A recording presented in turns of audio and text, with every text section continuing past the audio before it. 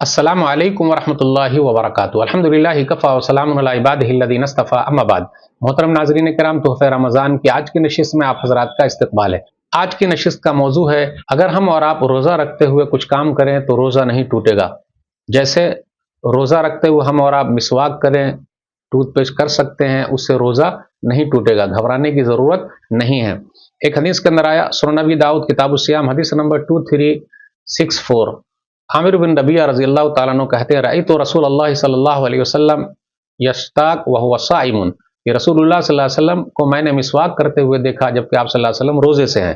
تو مسواک کرنے سے بھی روزہ نہیں ٹوٹے گا، تو گھبرانے کی ضرورت نہیں ہے۔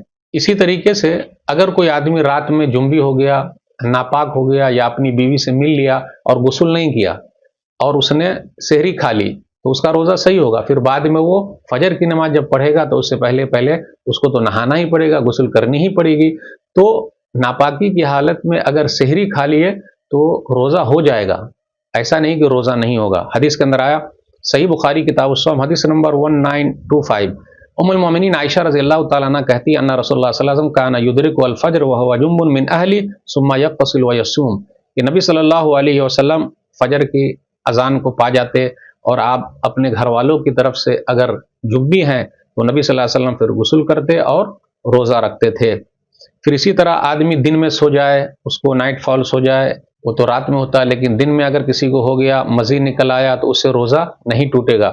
صحیح بخاری کتاب الصوم باب نمبر 32، عبداللہ بن عباس اور اکرمہ کہتے ہیں، الصوم مما دخل ولیس مما خرج، کہ روزہ اس سے ٹوٹتا ہے جو اندر داخل کر لیں، جو نکل گیا اس سے روزہ نہیں ٹوٹے گا۔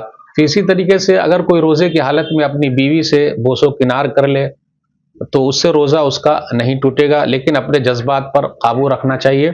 صحیح بخاری کتاب الصوم حدیث نمبر 1927، ام المومنین عائشہ رضی اللہ تعالیٰ عنہ کہتی ہے، کان نبی صلی اللہ علیہ وسلم یقبل و یباشر، کہ رسول اللہ صلی اللہ علیہ وسلم بوسہ لیتے جبکہ رسول اللہ صلی اللہ علیہ وسلم وہو صائم، روزے سے ہوتے۔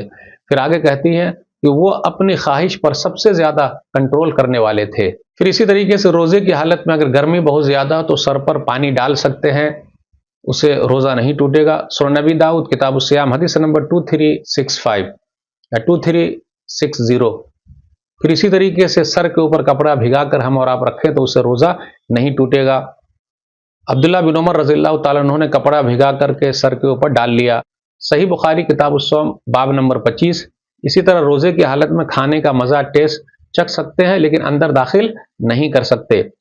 حدیث کے اندر آیا، صحیح بخاری کتاب الصوم باب نمبر 25، عبداللہ بن عباس رضی اللہ تعالیٰ عنہ کہتے، لا باس ان یتطعم القدر او الشیء، کوئی حرج کی بات نہیں کہ آدمی کھانے کا مزہ چکھ لے، کیونکہ بہت سارے لوگ بہت زیادہ ایسے ہوتے ہیں کہ ارے نمک کم ہے، نمک زیادہ ہے، تو کیسے دیکھیں گے؟ تو کھانے کا مزہ چکھ سکتے ہیں لیکن اندر داخل نہیں کر سکتے۔ پھر اسی طریقے سے روزے کی حالت میں کلی بھی کر سکتے ہیں، صحیح بخاری کتاب الصوم باب نمبر 25۔ اسی طریقے سے سر میں تیل بھی لگا سکتے ہیں، کنگھی بھی کر سکتے ہیں، اس میں کوئی حرج کی بات نہیں، روزہ نہیں ٹوٹے گا۔ صحیح بخاری کتاب الصوم باب نمبر 25۔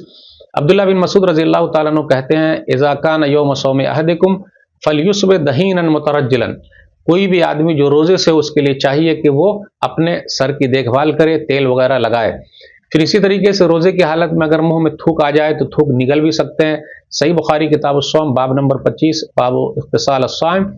عطا کہتے ہیں کہ اگر تھوک وہ نگل گیا تو میں نہیں کہتا یفطر کہ اس کا روزہ نہیں ہوگا۔ پھر اسی طریقے سے مکھی ہے، گرد و غبار ہے، یہ منہ میں داخل ہو جائے تو اسے روزہ نہیں ٹوٹے گا، تو گھبرانے کی ضرورت نہیں۔ کچھ چیزیں ایسی ہیں جو لوگ سختی کرتے ہیں، مسواک نہیں کرنا چاہیے، ٹوتھ پیسٹ نہیں کر سکتے، تو وہ نہیں کر سکتے، تو وہ نہیں کر سکتے، تو مسئلے مسائل علماء سے پوچھ لیجئے۔